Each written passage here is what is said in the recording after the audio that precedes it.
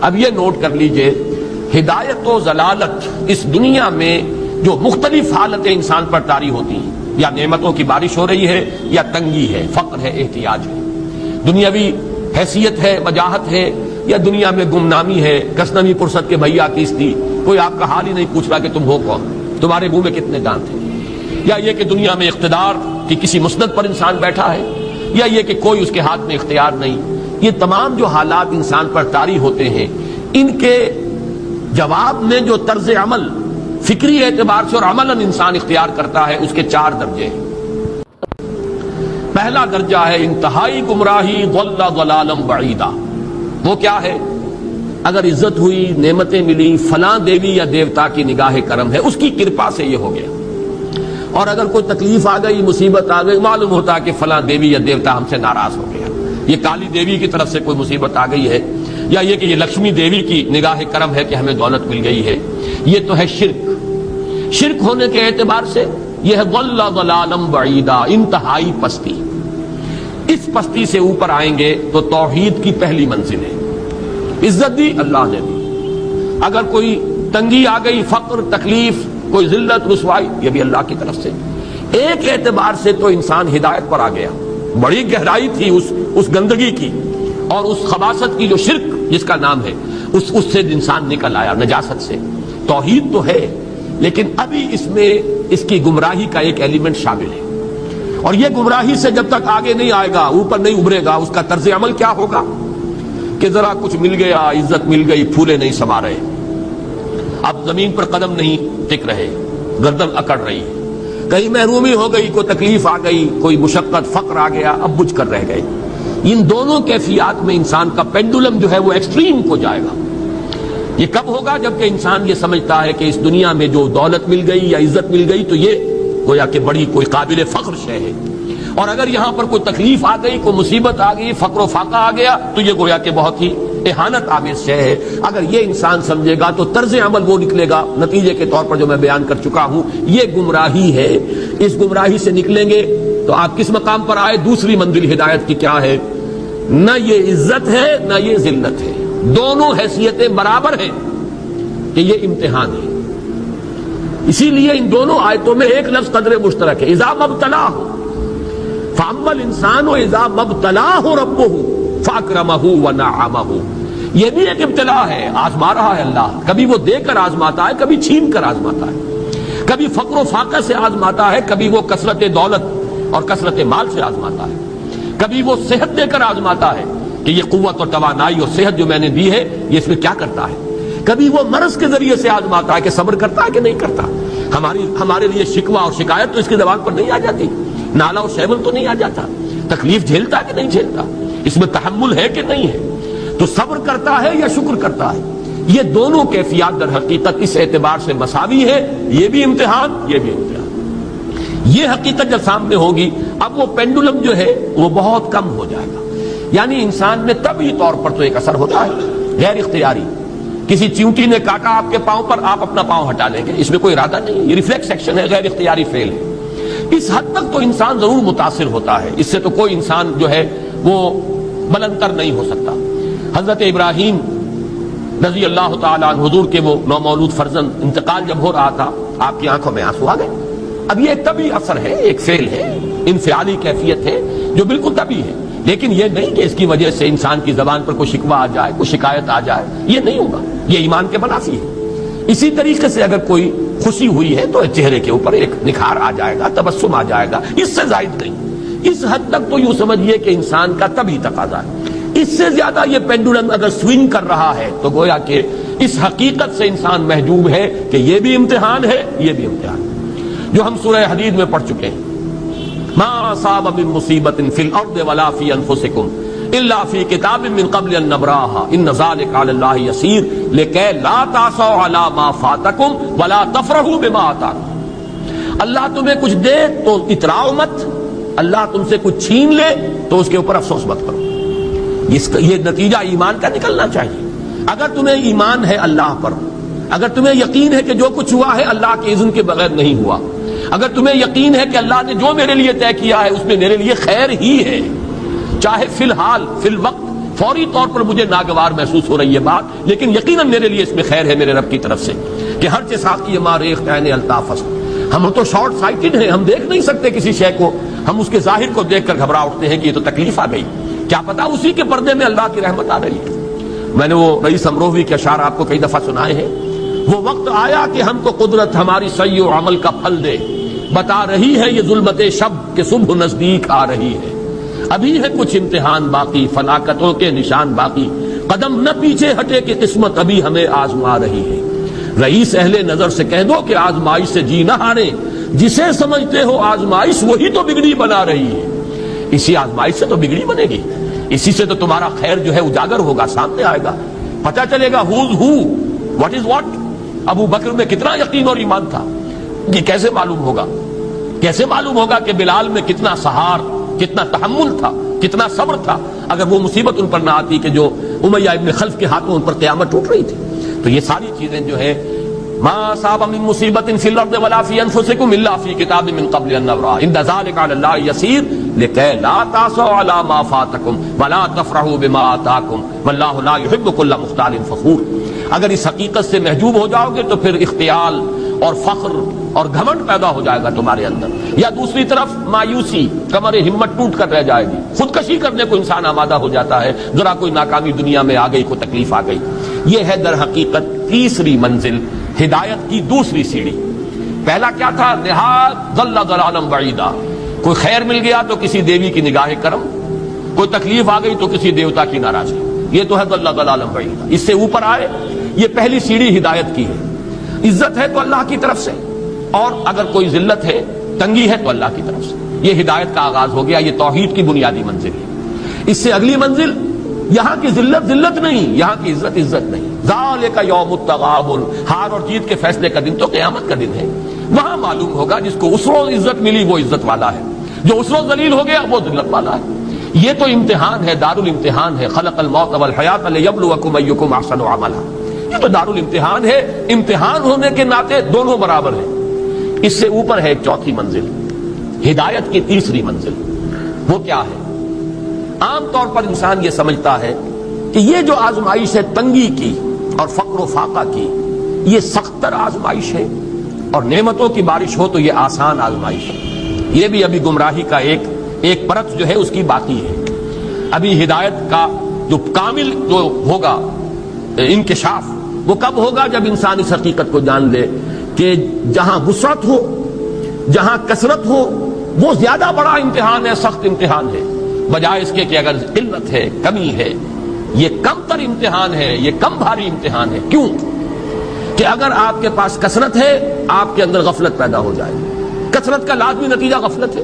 نہ کوئی غم کرو، نہ خوف، خوشیاں مناؤ جنت کی جس کا تم سے وعدہ کیا گیا تھا۔ اللہ کی ربوبیت پر اطمینان جب انسان کو ہو جاتا، میرا رب اللہ ہے، ربی اللہ، انسان کے لیے نہ کوئی کھٹکا، نہ کوئی خطرہ، نہ کوئی خوف، نہ کوئی حزن۔ جو کچھ ہو رہا ہے کس کے اذن سے ہو رہا ہے؟ اللہ کے اذن سے۔ اللہ کے اذن کے بغیر پتا تک نہیں ہلتا۔ یہ کوئی اندھا بہرا مادہ نہیں ہے جس سے مجھے کوئی خوف ہو۔ اندھا بھینسا چلا رہا ہو اس سے تو ڈرنے کا ہر انسان کو ڈرنا چاہیے، نہ معلوم کس کو ٹکر مار دے، لیکن نہیں، اس کائنات کو چلانے والا ایک سمیع و بصیر خدا ہے۔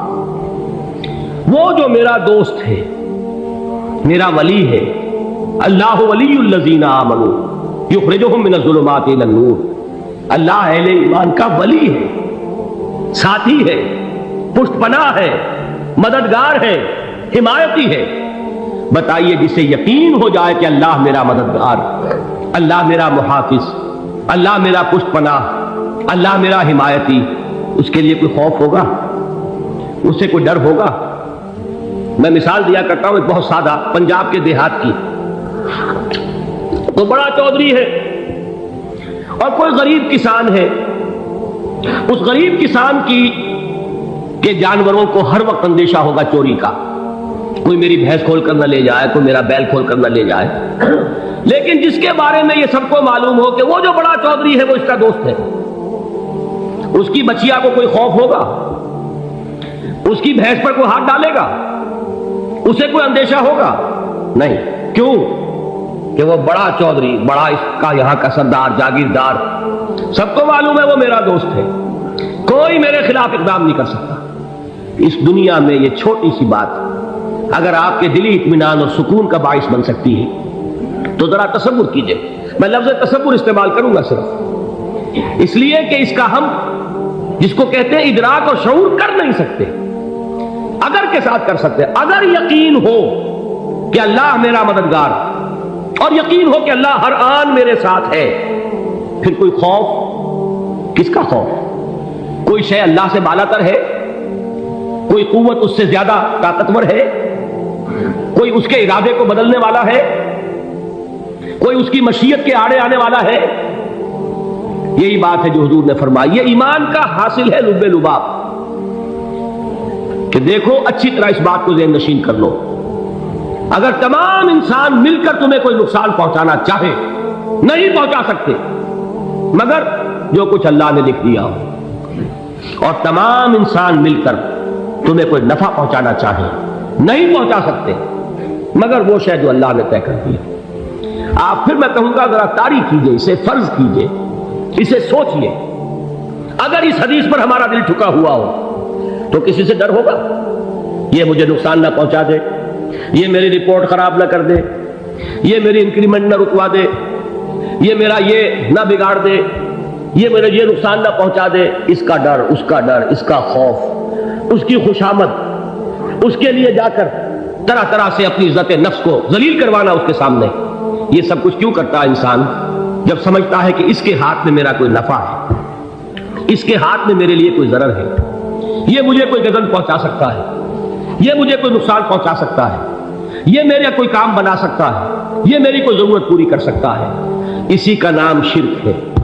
جہاں آپ نے یہ سمجھا کہ غیر اللہ کے اندر کوئی طاقت موجود ہے وہی شرک ہے۔ بتوں سے تجھ کو امیدیں، خدا سے نو امیدی، مجھے بتا تو صحیح اور کافری کیا ہے؟ شرک تو یہ ہے۔ جس پر بھی تمہیں یہ خیال ہے کلمہ ہے، یہ کلمہ سوم، لا حول ولا قوت الا باللہ، ذرا اس پر دل کو کبھی اگر آپ تصور کریں، پھر فرض کریں، دل ٹھک جائے اس پر، کوئی طاقت نہیں۔ یہی بات تھی جو شیخ عبد القادر جیلانی رحمۃ اللہ علیہ نے اپنی وصیت میں اپنے بچے سے کہی۔ 11ویں دینے والے ہیں لیکن حضرت شیخ عبد القادر جیلانی کی وصیت اور تعلیمات کو کتنے لوگ ہیں تم جانتے ہو؟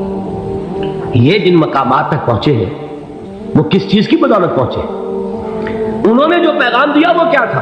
اے میرے بچے، جس طریقے سے قرآن مجید میں حضرت لقمان کی نصیحتیں جو ہے نقل کر دی گئی ہیں، میں یہ عرض کروں گا بالفرض اگر قرآن حضرت عبد القادر جیلانی کے بعد نازل ہوا ہوتا تو شیخ عبد القادر کی یہ نصیحتیں بھی قرآن میں درج ہوتی۔ اتنی اونچی نصیحتیں ہیں۔ اے میرے بچے، اس حقیقت کو ذہن نشین کر لے، لا فاعل فی الحقیقت ولا مؤثر الا اللہ، اس کائنات میں نہ کوئی فاعل حقیقی ہے نہ مؤثر حقیقی ہے سوائے اللہ۔ کسی شے میں کوئی تاثیر نہیں اگر اللہ نہ چاہے، آگ جلا نہیں سکتی اگر اللہ نہ چاہے، پانی ڈبو نہیں سکتا اگر اللہ نہ چاہے، زہر ہلاک نہیں کر سکتا اگر اللہ نہ چاہے، کوئی چیز فائدہ نہیں پہنچا سکتی اگر اللہ نہ چاہے۔ تو در در پہ کیوں سر جھکاتے ہو؟ در در پر کیوں جبیں سائی کرتے ہو؟ سب کے سامنے کیوں ہاتھ پھیلاتے ہو؟ ایک اللہ سے مانگو، ایک اللہ کے سامنے زمین پر اپنی جبین رکھو۔ لا فاعل فی الحقیقت ولا مؤثر الا اللہ۔ نظر آتا ہے ہمیں کہ پانی پیاس بجھا دیتا ہے، پیاس بجھانے کی صلاحیت پانی میں نہیں ہے، اللہ کے اذن سے۔ کھانا بھوک مٹا دیتا ہے، بھوک مٹانے کی صلاحیت کھانے میں نہیں ہے، اذن رب میں۔ دیکھیے یہی یقین تھا حضرت موسیٰ علیہ السلام کا واقعہ یاد کیجئے۔ سامنے سمندر آ گیا ہے، قوم دیکھتی ہے پیچھے کہ گرد و غبار کا طوفان، معلوم ہوا کہ فرعون اپنے لشکر سمیت آ گیا۔ لشکر جب چلتا تھا تیز رفتاری کے ساتھ تو گرد و غبار کا جو طوفان اٹھتا تھا اس کا تصور کیجیے، اور لمحہ بلمحہ وہ قریب آ رہا ہے۔ پوری قوم نے کیا کہا؟ اے موسیٰ انا لمدرکون، اے موسیٰ ہم کو پکڑے گئے۔ قرآن مجید میں تو یہاں وہ باتیں نہیں لکھی ہیں، لیکن تورات میں یہ درج ہے کہ بنی اسرائیل جھگڑنے لگے، دست و گریبان ہو گئے موسیٰ کے ساتھ۔ موسیٰ نے یہاں مروایا لا کر، اس سے تو ہم ہی بہتر تھے، وہاں کھانے کو ملتا تھا، زندگی تو تھی، بیگار ہم کر رہے تھے، موت تو نہیں تھی۔ اب جو کچھ ہوگا اس کا تصور کرو، جس طریقے سے ہمارے ٹکڑے اڑائے جائیں گے۔ تو لڑ رہے ہیں حضرت موسیٰ علیہ السلام سے، یہ تورات کی تفصیل ہے۔ قرآن میں صرف اتنا آیا ہے، پریشان ہو کر انہوں نے کہا انا لمدرکون، موسیٰ ہم کو پکڑے گئے۔ اس وقت موسیٰ کا جواب کیا ہے؟ کلا ان معی ربی سیہدین، نہیں، میرے ساتھ میرا رب ہے، وہ راستہ دے گا۔ بتائیے کہاں راستہ نظر آ رہا ہے؟ یہ ہے ایمان بالغیب۔ راستہ نظر نہ آئے تب اللہ پر یقین ایمان ہے، جیب میں پیسے ہوں اور تب دل کو اطمینان ہے، تو ایمان کس پر ہوا؟ پیسے پر، اللہ پر نہیں۔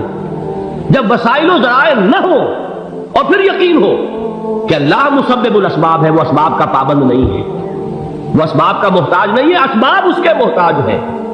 اگر یہ یقین ہے تو اللہ پر ایمان ہے، یہ نہیں ہے تو تمہارا ایمان اسباب پر ہے، وسائل پر ہے، ذرائع پر ہے، مادیات پر ہے، اللہ پر نہیں۔ اس وقت کہاں راستہ تھا؟ کوئی راستہ تھا؟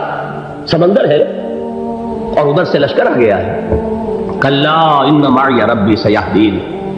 اب دیکھیے ایمان کہہ دینا آسان ہے، ہوا معکم اینما کنتم، جہاں کہیں بھی تم ہوتے ہو اللہ تمہارے ساتھ ہوتا ہے، لیکن اس کا یقین قائم ہو جائے تو زمین و آسمان کا فرق واقع ہو جائے۔ یہی بات ہوئی حضور کے ساتھ۔ غار ہے، چھپے ہوئے ہیں محمد رسول اللہ اور آپ کے وہ یار غار ابو بکر صدیق رضی اللہ تعالی عنہ۔ اقبال نے حضرت ابو بکر کی شان میں چند اشعار کہیں صرف، لیکن واقعہ یہ ہے کہ بھاری بھاری نظموں پر اور قصیدوں پر بھاری ہے، طویل ترین نظمیں اور قصیدے ہوں ان پر بھاری ہے۔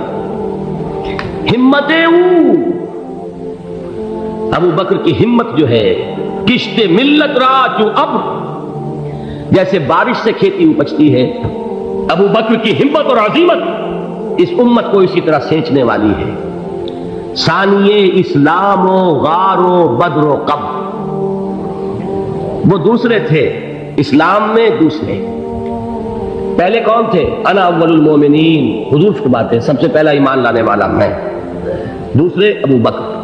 ویسے ہمارے ہاں یہ چلتا ہے اختلاف، حضرت علی پہلے ہیں کہ حضرت ابو بکر پہلے ہیں، لیکن اس میں بڑی خوبصورت تطبیق قائم کی ہے علماء نے اور بہت صحیح ہے۔ چار کے بارے میں فیصلہ ہی مت کرو کہ کون پہلے، ان کی ایک عجیب تقسیم کر دی ہے۔ آزاد مردوں میں، بالغ مردوں میں سب سے پہلے ابو بکر، بچوں میں سب سے پہلے علی، خواتین میں سب سے پہلے خدیجہ، اور غلاموں میں سب سے پہلے زید بن حارثہ۔ بڑی پیاری تقسیم ہے، یہ چاروں ہی پہلے ہیں، ہر ایک کے لیے اولیت ہے۔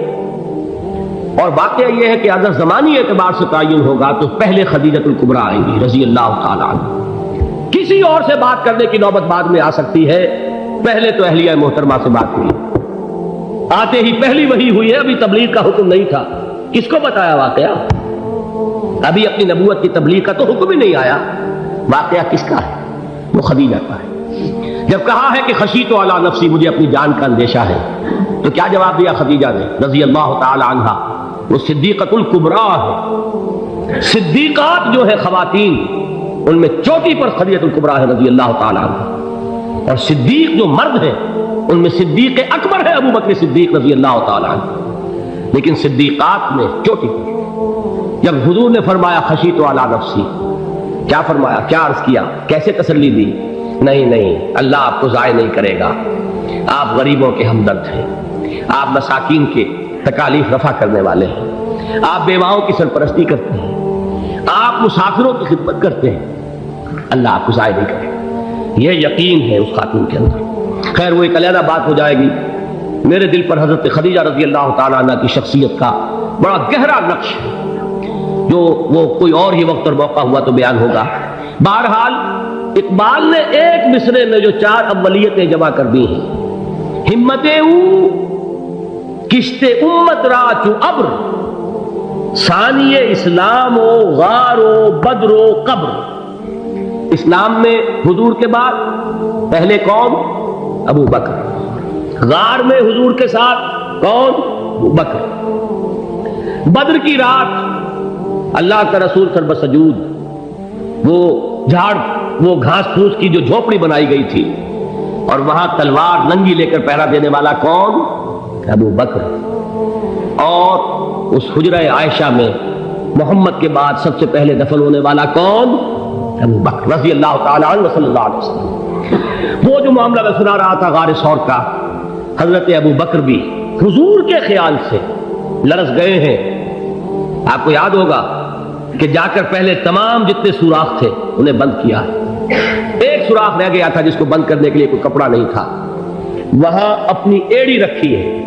تب کہا ہے حضور سے تشریف لائیے، اور اپنے زانو پر حضور کو لٹایا ہے، اور وہاں کسی موذی جانور نے کاٹا ہے. حضور کی آنکھ لگ گئی تھی اس وقت. اس بل کے اندر جو بھی بچھو ہے کیا ہے واللہ عالم، اس نے کاٹا ہے. اس کی تکلیف کی وجہ سے ابو بکر کی آنکھوں سے آنسو ٹپک گئے. حضور کے چہرے مبارک پر پڑے ہیں تو حضور جاگے ہیں معاملہ کیا ہے. ایڑی نہیں ہٹائی وہاں سے، مبادا وہ جانور وہاں سے نکل کر محمد الرسول اللہ کو کوئی گردن پہنچا دے. ابو بکر کی ایڑی ہے، جس طرح چاہے کھا لے، ختم کر دے، جان نکل جائے تب کوئی آنچ آئے محمد پر تو آئے، لیکن جیتے جی نہیں. وہ ہے ابو بکر. حضور کے خیال سے اس وقت حضور نے پھر اپنا لعاب دہن لگایا ہے، اور اس سے پھر آپ کی تکلیف ختم ہوئی. جیسے خیبر میں حضرت علی کی آنکھ دکھ رہی تھی، اس کو جو شفا حاصل ہوئی ہے وہ بھی حضور کے لعاب دہن سے ہوئی. تو بہرحال اس وقت انہوں نے کہا ہے کہ اے نبی یا رسول اللہ، اگر اس وقت ان میں سے کسی نے غیر ارادی طور پر بھی اپنے قدموں کی طرف جھانک لیا تو پکڑے جائے. کیا جواب تھا اللہ کے رسول کا؟ لا تحزن ان اللہ معنا. اللہ ہمارے ساتھ ہے، کیوں گھبراتے ہو ابو بکر؟ یہ ہے ایمان باللہ. میرا مالک اللہ، میرا رازق اللہ، میرا محافظ اللہ، میرا مددگار اللہ، میرا پشت پناہ اللہ، میرا دوست اللہ.